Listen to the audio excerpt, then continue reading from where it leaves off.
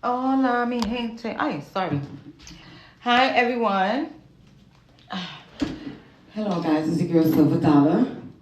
I am trying to remain consistent when it comes to going live on my page, but I definitely have a topic that I would like to discuss. I want to talk about molestation. I was a victim of it, and I would like to share my story. I'm hoping that you guys tuned in or subscribe to my channel so that you'll be able to understand Silver Dollar's background and know where I come from. But first things first, thank many of you for tuning in, even if it's just two people. The numbers are going to be going up and down. But I want to share my story when I was a little girl being molested. And the people that were touching me were basically family members.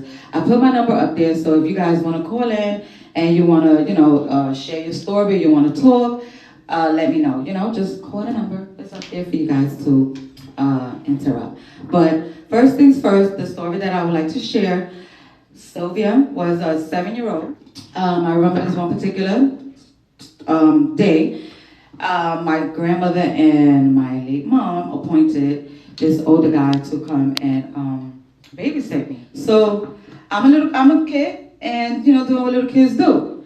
Homeboy wanted me to sit on his lap, so I go sit on his lap. Little Sylvia goes sit on this man's lap, and he starts to, as I go sitting on his lap, he starts like bouncing, moving his leg, right? So I'm like, oh wow, okay. I'm a little girl, don't know what's going on. I'm bouncing, jumping, whatever. And I was seemed a little uncomfortable because I noticed that the man was adjusting his legs so that so you know what it is when you're sitting on your man lap and whatnot, and you sit a certain way so that you could have your stuff rubbing on him, and he have his leg a certain way so he could feel your stuff. So the man was doing that, but I'm a little girl, so I'm not knowing exactly what he's trying to do, but is a sense to it. So I could start to get a little uncomfortable, and as I'm trying to get off the man's leg, he adjusts, because I can't say that he pulls me, but he was basically trying to make me feel comfortable in a way. So he pulls my shirt back. So I go back like this, and I lean towards the window, and I'm sitting by the window. All of this was going down. I look out the window, and I see that my father is going crazy, yelling, and I'm like, I don't know what is going on, because I'm a little kid. Daddy's yelling, daddy's going crazy. Next thing you know, I hear the door. Mind you, my grandmother was living on the 5th floor at that time. I heard a big bang on the door, and it was Daddy. Daddy came. He knocked the shit out of homeboy because his thing is like, what is my little girl doing sitting on your lap? You're a grown man. You're here to babysit, not to put her on your leg for you to shake and whatever. So Daddy goes over, fucks the man's up. All right, cool. So that was one that stays in my mind the most. That's really like a more of a trigger for me is a cousin of mine that was trusted.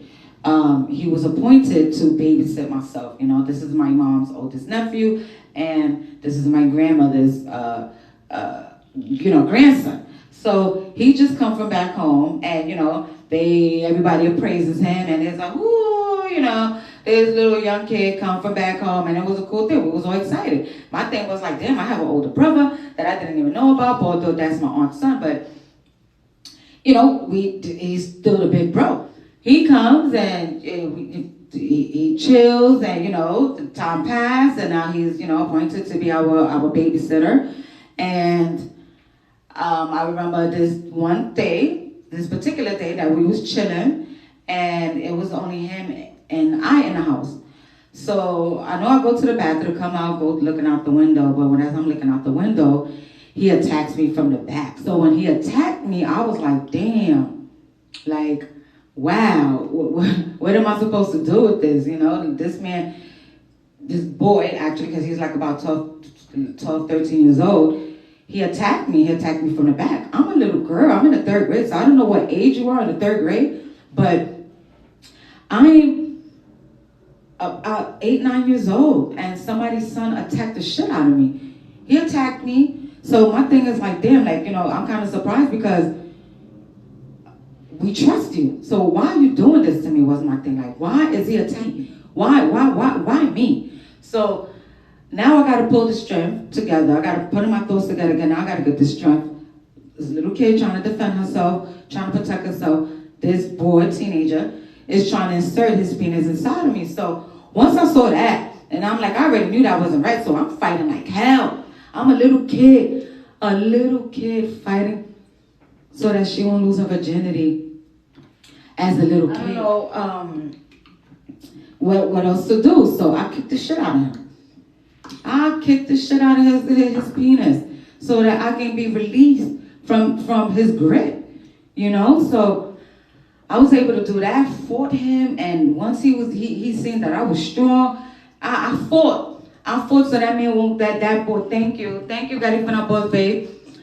You know, I had to fight him off. So one of the reasons why that I am explaining, and I'm sharing my story, because I noticed that many, when they see me, when they see Sylvia, aka Silver Dollar, the first thing is like, you know, she's mean, why she got that face, or why she's so serious, or, you know, why she don't smile. But God damn, do y'all not know the shit that I've been through? And again, so the dollar show paid. The dollar show is about me. It's about Silver Dollar. The dollar show came off of Silver Dollar. Silver Dollar is my station. That's what everybody knows me from. So when, you know, many that see me that claim that they do know me, or don't know, the ones that claim that do know me, you know, they think it's like, yo, like, you know, she got a nasty attitude. She think that, of course, I have to share my story, you know, so I can help others. And I'm going to go on Facebook so that, you know, people can hear the story over there too. But my thing is, you know, they so focused on my face expressions, and they so focused on, me not saying nothing. And I just be chill. Like, I just be so chill. I don't say nothing, but my face make, you know, to others is like, you know, she's so fucking mean, whatever, she's nasty. How am I nasty? We never have a conversation. And when I speak as assertive, and, you know, I deliver how I deliver, but if it's too much for you, then, you know, you ain't got to be around me. You don't have to have a conversation with me. It's okay. But I've been through some shit. So the serious face that you see out there, the me not smiling, man, that's my defense mechanism. That's my way of coping with shit. That's my way of studying people. Hey, cousin. That's my way of looking at people. That's my way of studying. Because people can fuck you over. Okay? And that's just real shit. Even your own family can do that. Your own family are the first ones that you're introduced to. So the ones that have that evil intentions are going to violate. And that's what happened to me when I was a little kid. Okay? I was a little kid. He ain't had no right touching me. You was trusted to babysit. That was one of my older cousin, that was his job, to fucking babysit. But nah, you babysitting for the wrong intention. You see that you got beautiful cousins. He sees that, you know, that he's appointed to babysit all these girls in the family. So his thing was like, let me take advantage. And he did. He did. And I'm not going to put his identity out there, but the ironically thing is that he don't have no boys. His kids, his lineup is no boys. It's straight girls.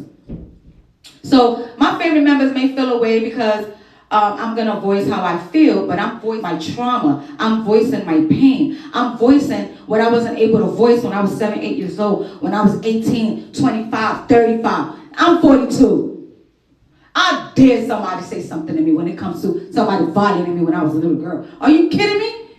And then we still have that man around the family, around our kids. You bugging. Y'all bugging. If y'all think I'm a fucking stay quiet and I'm going to protect this pedophile that we got in our family. No way I'm staying quiet for that. Hell no. Hell to the no. No, I'm not staying quiet because it's not fair.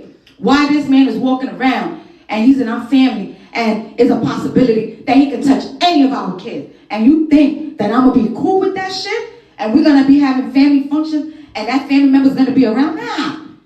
But good thing is that he don't even come around. He don't even visit. So I'm okay with certain shit. But what you do in this earth, I believe, before you leave this land, you have to pay. Whatever you do on this earth, you have to pay. So you're going to pay for it. He may not pay for it with his life. But his kids, they're going to pay for it. And it's sad. It's unfortunate. But they have to pay for what their father did. Because the father, he hurt a lot of females. You traumatized us. Okay? There's stories that I've heard that he actually raped females. And some of them, you know, was holding it down, trying to keep strong and Fuck that being strong shit. Talk about it. Let it be known that somebody touched you. Let it be known. Don't be scared. Nothing can happen to you. Nothing can happen to you. But what can happen though, if we was to team up, because it's been few of us, I'm sure, no matter how long it's been, because they caught the Bill Cosbys, they caught the, the ones that are out there that was wilding on these kids. So why we can't get our justice? Why not? I'm not scared. I'm not scared of him, and I'm not scared of what can transpire after this. Because ain't nobody in my family could do or say anything to me when it comes to me voicing my shit. And I've always been that girl to voice her opinion. And that's why many of them keep them distance away from me, because they know I say the truth. And when anything that come out this mouth is official, because I don't need to lie about it. I stood quiet. And honestly, I don't know why I stood quiet. I probably stood quiet because, that individual was so, at that time he was the favorite. He was the, go hit him up, contact him, or he could watch your kid. Like, they was just, the people, parents, aunties, uncles was just throwing their kids at this man. Not knowing that this man, this teenager, is violating their kids.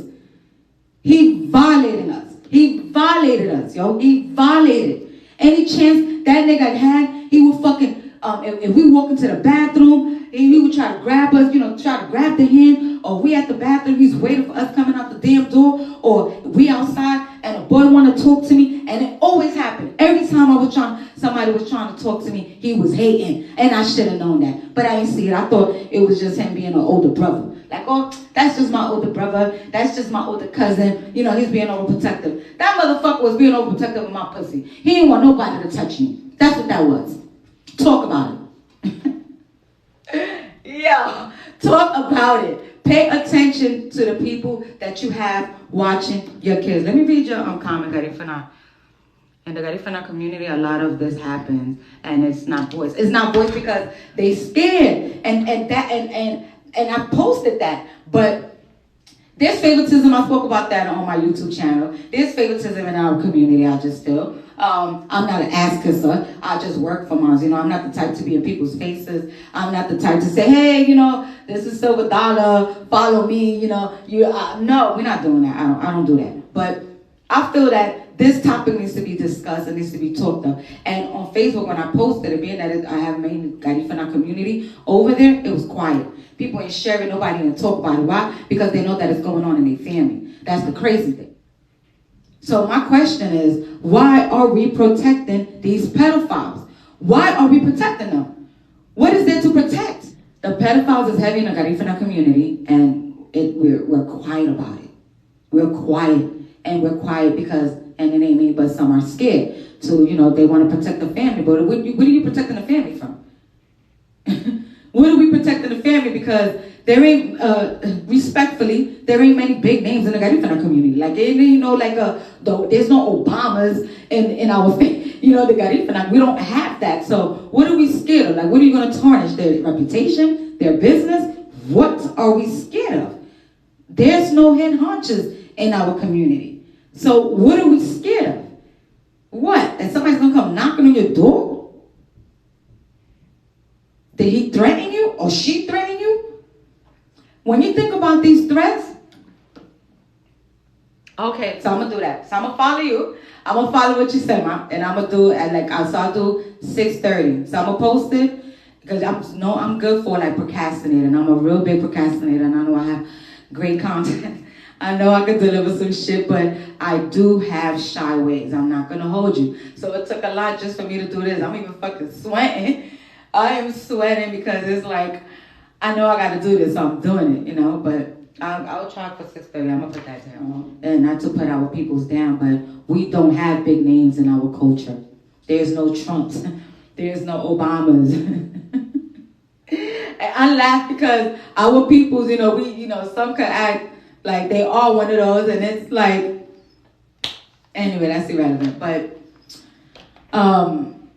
we don't have big names in our community, so why are we protecting them? Why, we need to protect our children. So parents that have, please interview the loved ones, whoever you appoint to watch over your babies, interview them. Interview these little kids, because the teenagers are, these starts from 12, 13. I've worked with teens. My background, like I've worked with teens for many years. I was a director for summer youth program. Supervisor. I worked with over 400 teenagers. So I know when it comes to personalities. I know when it comes to assessment. I know when it comes to evaluation. Evaluate your child, because a child mood switches from the time they leave your home, they go to school. When they come back, pay attention to them swings. Because them kids, either they hype or they're down. There's only two ways. Two ways that your child is coming home, and that's it. If your child is normally hyper and they coming home down, evaluate them. Or if they're down and they come back home with hype, evaluate your child. Don't just let that shit go. Because your child does not deserve to be touched. I didn't deserve to be touched. I deserve to be protected. And what the fuck my cousin did? He violated me. Okay? He violated me. He violated my family's trust. He violated my mother's trust. He violated my grandmother's trust. Okay? So, protect yours. I'm big when it comes to kids. When when my family members reach out and they want me to watch theirs, and then, they may not have the time to come pick up their child and gonna send somebody, listen, I evaluate anybody. I don't care who you got sending to come pick up your child from my care. I need to know who that person is. But thank you guys for tuning in. I have to voice my opinion. I'm going to continue voicing my opinion. Mother's Day weekend is here. Please be sure you spoil your moms. For those that have kids, I don't have. I lost my baby girl, and I will say that topic is going to be for tomorrow. Tomorrow or Friday. I'll talk about my stillborn. It is about that time. She would have been 14 years old. But protect your kids. Watch them. Watch who you appoint for your baby, to watch your kids. Interview. I'm big on interviewing. But it's been great. Again, I'm going to try to be consistent so my numbers can go back up. But thank you guys for tuning in.